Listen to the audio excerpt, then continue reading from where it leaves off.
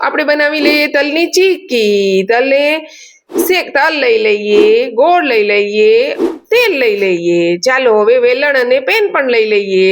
Gas on કરી દઈએ। હવે ગેસ ઓન કરીને તલ શેકવા મૂકી દઈએ। થોડા ગરમ કરી લઈએ, થોડા શેકી લઈએ એટલે સરસ થાય તલની ચીક્કી પોચી પોચી। જો હવે તલ શેકાઈ ગયા છે। જો કેવા સરસ છે તલ શેકાય છે ધીમે ધીમે। હવે શેકાઈ ગયા છે। હવે આપણે એને કાઢી લઈએ। તલ કાઢી લઈએ પછી ગોળ સુધારી લઈએ। ગોળ સુધારીને પછી આપણે એને પેનમાં નાખી દઈએ। પેનમાં નાખીને એને ગરમ થવા મૂકીએ। 1 ચમચી તેલ નાખી દઈએ, બહુ નહીં 1 ચમચી જ નાખવાનું। હવે 1 ચમચી તેલ નાખીને પછી એને ગરમ પાઈ લઈ લઈએ સરસ ધીમે ધીમે। એને ધીમા ગેસે રાખવાનું, બહુ ફાસ્ટ ગેસે નહીં રાખવાનું, એકદમ ધીમા ગેસે આપણે એની પાઈ લઈ લઈએ ધીમે ધીમે। જો થોડો તો ગોળ તો ઓગળી જ ગયો છે। હવે ઓગળવા લાગ્યો છે ગોળ ધીમે ધીમે। હવે ગોળ ઓગળે તેમાં બબલ્સ થવા લાગે, પણ હજી તો પાઈ આવી નથી। એમાં પાઈ આવવાને તો હજી વાર છે। એને હલાવવાનું સતત ચાલુ જ રાખવાનું છે। એને જરા પણ મૂકી દેવાનું નથી, એકદમ ધીમું રાખવાનું। હવે જો આપણે પ્લેટફોર્મમાં ઓઇલ પણ લગાવી લઈએ।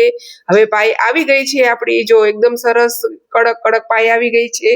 હવે આપણે એમાં તલ પણ નાખી દીધા છે। હવે એકદમ મિક્સ કરી લઈએ સરસ। તલ અને ગોળને પાઈને બેને મિક્સ કરીને આપણે હવે આપણા તેલ લગાડેલું હતું એમાં પ્લેટ નાખી દઈએ। જો હવે નાખી દઈએ સરસ ધીમે ધીમે એને વણવાનું છે એટલે એનો સરસ પીંડો કરી દઈએ। જો હવે સરસ કરું છું, લુવા જેવું કરી નાખવાનું, થાબડી લેવાનું, પછી આપણે એને વણી લઈએ ધીમે ધીમે। જો હું ધીમે ધીમે વણું છું ને, એકદમ ભી નહીં દેવાની, સરસ વણી લેવાનું।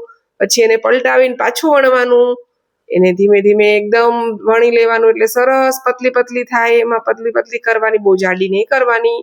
જો હવે પાછું એને નીચેથી પણ લઈ લેવાનું પ્લેટફોર્મમાંથી। હવે જો એને સુકાવા થાળી ઉપર મૂકી દીધી, એકદમ કડક ક્રિસ્પી થઈ છે। જો તમે એકદમ સરસ ક્રિસ્પી થઈ છે, મસ્ત લાગે છે। મેં ટેસ્ટ પણ કરી લીધી।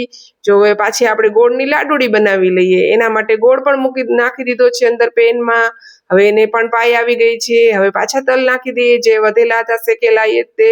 હવે આપણે એને પાછું પ્લેટફોર્મમાં નાખીને ચમચી વડે ધીમે ધીમે નાની નાની ગોળીઓ વાળી લઈએ। સરસ, જો કેટલી સરસ નાની નાની ગોળી વાળી છે મેં। હવે આપણે એને થાળીમાં જુદી જુદી રાખવાની। જો આ પણ સુકાઈ ગઈ છે, સરસ ક્રિસ્પી થઈ ગઈ છે। મારું મોઢું દેખાય એવી થઈ ગઈ છે। આ લાડુળી તો જો એટલી સરસ થઈ છે ને। જો બંને સાથે મેં ફોટો પણ પડાવી લીધો અને અમે ચાખી પણ લીધી। વાહ, કેટલી સરસ થઈ છે। આમ જો તમે પણ બનાવજો આવું। હવે કાલે નવા દિન સાથે નવી મુલાકાત કરશું।